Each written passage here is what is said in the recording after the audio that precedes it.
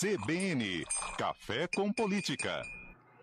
Bruno Silva, cientista político aqui com a gente para esse cafezinho de quarta-feira pós-feriadão. Seja bem-vindo, Bruno.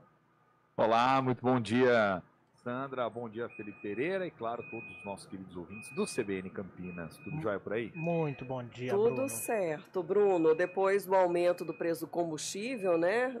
Pegando muita gente aí de surpresa no feriado, né?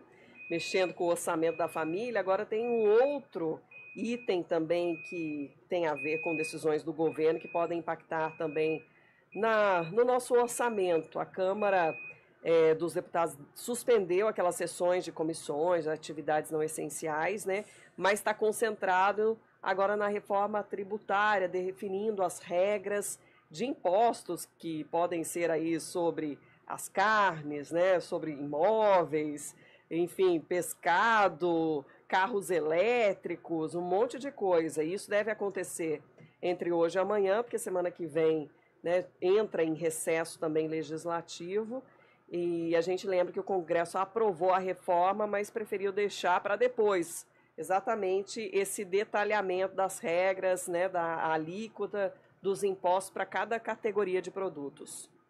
Que é a parte que gera mais conflito, né, Sandra? Essa que é a verdade, né? Porque a reforma em si, havia um relativo consenso da sociedade, da maior parte das forças políticas, seja de centro, de direita, de esquerda, de que você tinha que aprovar algum tipo de reforma para mudar ou tentar buscar uma solução para transformar o sistema tributário brasileiro, que, na visão de muitos analistas, de muitas das pessoas que operam diretamente na dimensão contábil, daqueles que estão prestando atenção em como está desenhado isso em termos federativos, teciam críticas que são críticas importantes, né? A respeito de dupla, tripla tributação. Você pegava, por exemplo, sei lá, o carro, por exemplo, né? Você pega o carro, que é um dos itens aí, onde você tem uma síntese de todo o sistema tributário brasileiro. Você tinha uma tributação que começa lá no minério de ferro, na extração, e termina lá na venda, né? Então, o que acontece? Já era um relativo consenso que precisava mudar. Ok, avançamos nisso, simplificou alguns impostos, a despeito de várias críticas, toda a reforma traz pontos positivos e negativos, isso é inevitável, tem quem ganha, tem quem perde, mas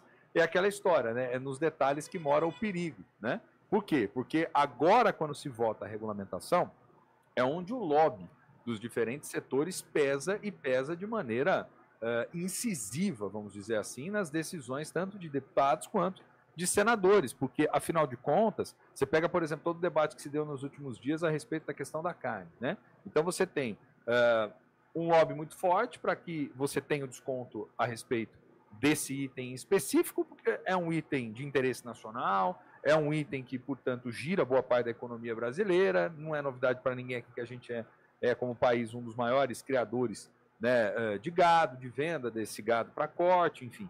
Então, tinha uma pressão muito grande para que talvez essa alíquota pudesse ser zerada, a fim de estimular não só o consumo interno, mas principalmente manter em alta, vamos dizer assim, o acesso das pessoas à proteína animal. Briga daqui, briga dali, queda de braço, e aí começam os argumentos a favor e contra. Mas eu estou pegando isso como exemplo, porque, Sandra, você imagina como é que não está hoje, naqueles gabinetes ali, nos corredores, né, do Congresso Nacional, os diferentes setores que tentam, de alguma forma, se beneficiarem do processo de discussão, né, dos pormenores, vamos dizer assim, da reforma tributária. Você tem setor de medicamentos, você tem setor têxtil, você tem todos os itens da economia, né? Então é sempre complexo fazer esse tipo de discussão.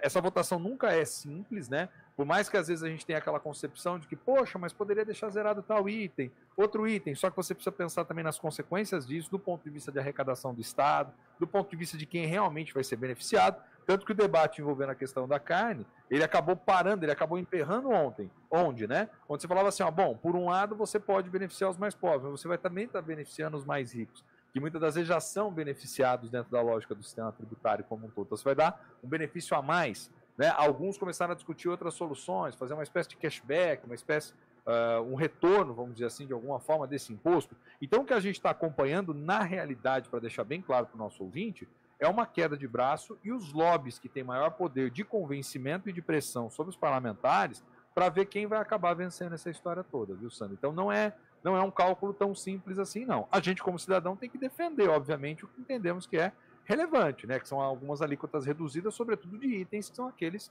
do cotidiano, do dia a dia, que a gente está aí consumindo e que pode ter um impacto significativo, né? Uhum. E aí tem essa necessidade da aprovação pela Câmara, depois passando pelo Senado, e aí no final das contas, a alíquota desse novo imposto agregado pode chegar a 27,5%, o que deixa, né, o Brasil com aquele alto índice relacionado a pagamento de impostos se comparado a outros países. Exatamente. Você tem esse drama também, você olha modelos internacionais, vê o que faz sentido e o que não faz.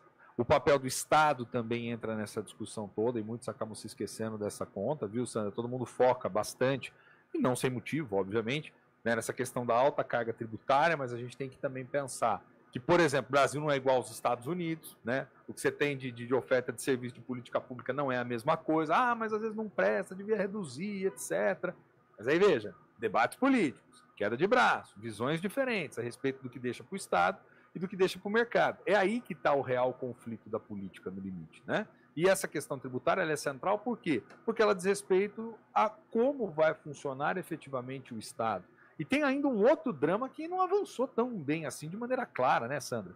Que diz respeito à redivisão desse bolo tributário todo e às brigas que vão se ter eventualmente entre estados e municípios e o governo federal, né? Os municípios lá atrás, na etapa prévia, a gente chamava já atenção, falando bastante, inclusive, disso aqui, no espaço aqui do CBN Campinas, dizendo, olha, tem muito prefeito achando ruim algumas regras de distribuição, porque não vai pesar muito mais pela atividade econômica, vai pesar por outros fatores, como a dimensão populacional, isso pode trazer prejuízo, porque alguns já estavam mais acostumados a receber uma repartição maior, pode vir a perder. Então, assim, nesses detalhes que estão agora, a gente precisa prestar atenção, porque eles é que vão ser determinantes para o sucesso ou insucesso da reforma tributária como um todo. É claro que no limite aqui não dá para detalhar cada um deles, senão a gente ia ficar até a semana que vem, né? Por isso que você divide ali, né, em questões temáticas e aqueles que são os assuntos que vão chamando mais atenção, você vai trazendo e vai deixando à tona para as pessoas irem refletindo sobre eles. Mas tem muito detalhe, que vai desde o livro impresso até a passagem de ônibus, o preço das coisas do cotidiano, do pãozinho, por aí vai, né, Sandra? Da carne, né? Se vai ter a tributação Exato. zero,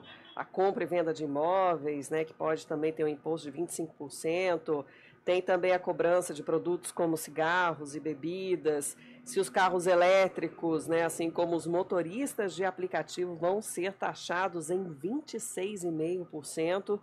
E tem ainda outro item da criação do nível de empresas, aquelas que são consideradas bem pequenas, o nanoempreendedor, uma classe abaixo até do microempreendedor individual, ou seja, mexe em diferentes cadeias de produção, né, e afeta de alguma forma toda a população. E o detalhe é que, passando pela Câmara, a gente pode acompanhar também a votação daqueles que a gente escolheu, né, que são nossos representantes lá, qual vai ser a posição deles em relação a essa votação.